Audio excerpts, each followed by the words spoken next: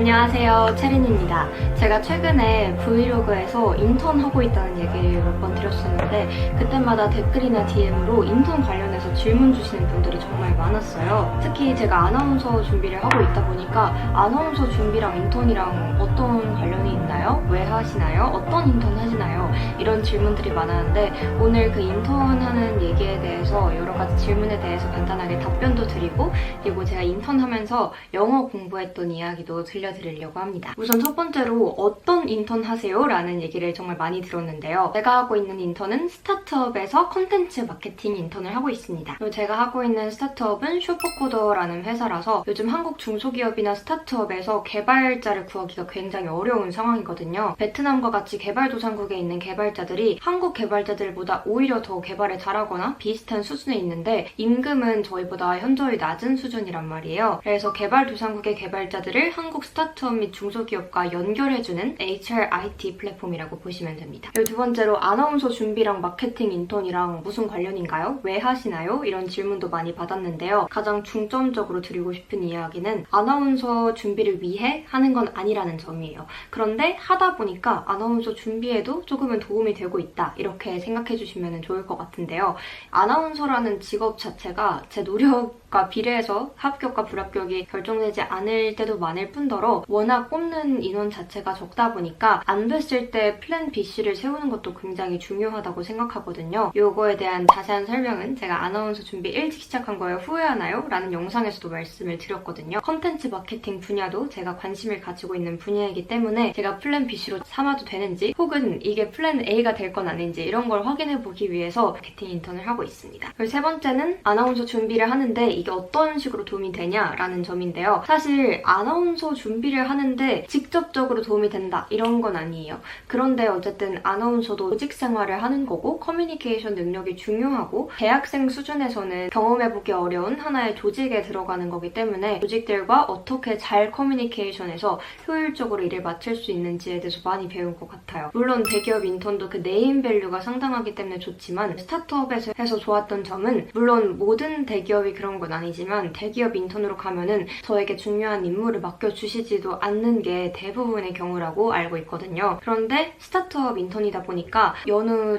정직원들처럼 중요한 일에 오너십도 맡고 팀장도 맡아가지고 제가 주도적으로 일을 해보고 진짜 회사 생활하는 게 이런 느낌이구나 요거를 잘 알 수 있어서 이런 장점이 있었다고 말씀을 드리고 싶어요. 그리고 두 번째 장점은 저희 회사가 베트남 직원이 절반이고 또 한국 직원이 절반이에요. 그러다 보니까 모든 회의나 업무 처리, 보고 같은 시스템이 모두 영어로 진행이 되고 있어요. 영어 회화들을 실생활에서 익힐 수 있다는 점이 저는 인턴 일하면서 되게 크게 얻은 점이라고 생각을 해요. 그런데 여기서 제가 소개해드릴 점은 제가 단순히 이 회화를 그냥 회사 일로만 배우고 있지 않다는 점이고 저는 야나두를 통해서 또 회화 공부도 따로 병행하고 있어서 그 시너지 효과를 크게 볼 수 있었는데요. 오늘 그 부분에 대해서도 한번 설명해 드리려고 해요.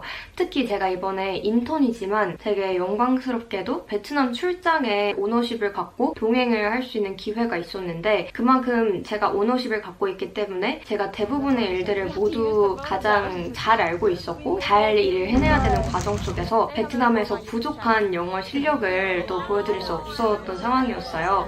그래서 베트남 가기 전에도 영어 공부를 진짜 빡세게 해갔는데요. 특히 여행 가다 보면은 제가 평소에 쓰는 영어가 아니라 호텔 비즈니스적인 영어라던가 공항에서 쓰는 영어라던가 조금 더 특수한 영어 단어들이나 표현들을 써야 할 때가 많단 말이에요. 그래서 제가 기존에 회의할 때 쓰던 영어와는 또 다른 결의 영어를 사용했어야 돼가지고 그 부분에 집중해서 공부를 했습니다. 여름 방학도 되고 코로나로 인한 입국 제한도 조금 풀리면서 또 여행 가실 분들 정말 많으시잖아요. 특히 제가 갔던 베트남 같은 것들도 정말 여행을 많이 가시는데 그런 분들을 위해서 야나두에서도 여행 전용 영어 회화 강의가 있었거든요. 특히 저는 거기서 호텔 영어라는 챕터를 굉장히 인상 깊게 들었는데 거기서 들었던 표현이나 단어들에 익숙해지면서 제가 실제로 출장 가서 호텔에서 무언가를 요구해야 될 일들이 많았는데 그때마다 되게 알차게 써먹을 수 있어서 되게 보람을 많이 느꼈던 것 같아요. 그리고 그런 여행 영어도 좋았지만 내 영어 실력을 근본적으로 향상시켜준 거는 바로 이 강의라고 생각하거든요. 이게 또 기초회화 느낌 전달이라는 강의인데 저는 한국에서 영어를 항상 배워왔고 외국에 제대로 나가서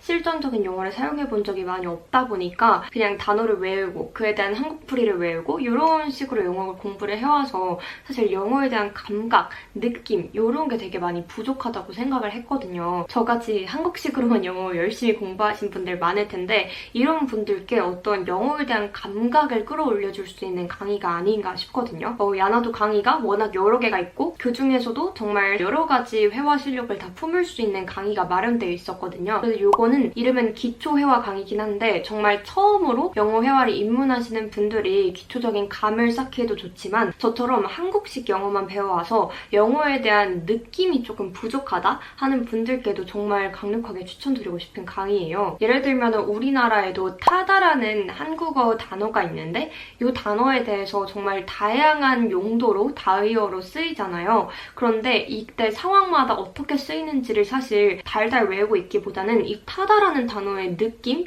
그 어감, 감각을 잘 가지고 있다 보면은 어떤 단어에 그 느낌을 얹어서 타다라는 단어를 자연스럽게 사용하게 되는 거란 말이죠. 근데 영어 같은 경우에는 우리가 apple, 이거는 사과다 이렇게 그냥 암기를 해버리면은 그걸 그때그때 자연스럽게 감각에 따라서 사용할 수가 없더라고요. 그러다 보니까 정말 영어 단어만 열심히 외우게 되고 실존에서는 좀 엄격하게 그 단어의 뜻에만 맞춰서 사용하게 돼서 범용성도 떨어지잖아요. 그런데 이 강의는 예를 들면 get이라는 단어가 여러 가지 뜻이 있지만 그 get이라는 단어에 대한 감각을 살려주는 거라고 볼 수 있어요. 한국어에서 타다라는 단어도 정말 여러 뜻과 그런 어감을 가지고 있듯이 get이라는 영어 단어도 아주 짧고 평범한 쉬운 단어처럼 보이지만 우리가 또 get이라는 단어의 정확한 뜻이나 감각을 한국식 영어로만 공부해서는 익히기가 되게 어렵단 말이죠. 저도 get이라는 단어가 조금 쉬운 단어지만 막상 사용하기에는 약간 불편한 단어처럼 항상 느껴졌어가지고 정확한 때에 사용하지 못했던 것 같아요. 근데 이 강의를 들으면서 get이 어떤 느낌이구나 이런 것들을 좀 익힐 수 있어가지고 저는 개인적으로 기초적인 감각을 쌓아주고 끌어올려주는데 정말 유용한 강의다라고 생각을 했습니다. 그리고 이렇게 한 강의가 끝나고 나면은 그 사용했던 단어나 수거 표현들을 문장으로 만들어서 한번 발음을 듣고 따라 읽고 이런 과정을 거칠 수 있게 해줘서 되게 실전 연습을 하는데 많이 도움이 되는 것 같아요. Get a drink. I'll get a drink.